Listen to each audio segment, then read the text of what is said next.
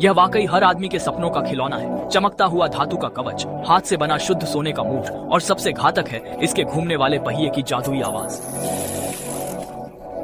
इसे देख चियांग का मन मचल उठा और जैसे ही मालिक ने उसे सच्चाई थमाई, उसकी रगों में बसा हुनर जाग उठा। फिर अनजाने में ही उसने एक शानदार प्रदर्शन कर दिया, पर चूंकि फिलहाल उसकी जेब खाली थी, उसे चलाने के बाद उसे भारी मन से मालिक को लौटाना पड़ा। दरअसल चियांग कभी दुनिया का नंबर 1 शूटर था, पर हिंसा से थककर उसने दुनिया छोड़ दी। मगर मेयर ने उसे चुना और ₹1 की भारी रकम से उसके लिए दुकान की सबसे पुरानी बंदूक खरीदी और बस एक गोली दी। फिर उसे गन फाइटर्स की मौत के खेल में हिस्सा लेने को मजबूर किया। मगर जैसे ही खेल की घंटी बजी, दुश्मन ने बंदूक निकाली भी नहीं थी कि वह अचानक गिर पड़ा।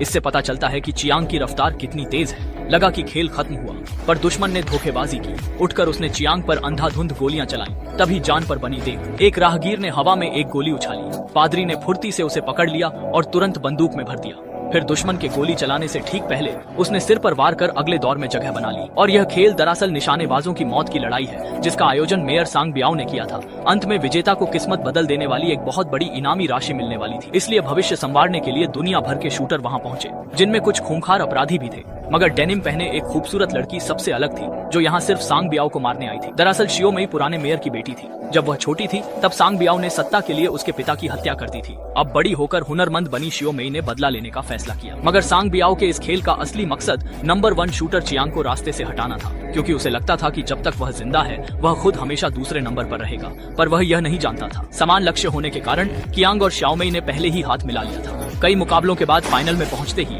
कियांग ने शाओमेई को हराकर जीत हासिल की। इसके बाद उसकी और सांग बियाओ की अंतिम भिड़ंत हुई। सांग ने सोचा था कि थकाऊ जंग से कियांग का खात्मा हो जाएगा, पर वो फाइनल तक आ पहुंचा। उस पुराने निशानेबाज के सामने अब आत्मविश्वास से भरा सांग घबराने लगा। मगर जैसे ही उलटी गिनती खत्म हुई, तभी एक बड़ी अनहोनी घटी। जब वहां फैला धुआं धीरे धीरे झंडा, तो एक जाना पहचाना चेहरा सामने आया। वह कोई और नहीं बल्कि वही खूबसूरत और निडर शाओमेई थी, जो अब अपना अंतिम बदला लेने के लिए बिल्कुल तैयार थी। असल में कियांग ने उसे मारा नहीं था, बल्कि सांग को गुमराह करने का नाटक किया था, ताकि शाओमेई छिपे हुए गुंडों को ढेर कर सके। फिर कियांग ने बचे हुए बदमाशों को चुन चुन कर खत्म किया। फिर उसने बदला लेने का मौका शाओमेई को दे दिया। जब शाओमेई ने अपना वो पदक फेंका, तब जाकर सांग को उसकी असली पहचान का पता चला। उसे लगा वह इस नन्ही बच्ची को तो बहुत ही आसानी से हरा देगा, पर शाओमेई की रफ्तार उससे बिल्कुल कम नहीं थी। दोनों ने एक ही समय पर गोली चलाई। सांग को लगा कि वह मुकाबला जीत गया है, पर अगले ही पल अचानक उसने जमीन पर पड़ती अपनी परछाई पर एक छेद देखा। इससे पहले कि वो कुछ समझ पाता, शाओमेई ने फिर गोली चला दी और उसे परलोक भेज दिया। आखिरकार दुष्ट सांग को सजा मिली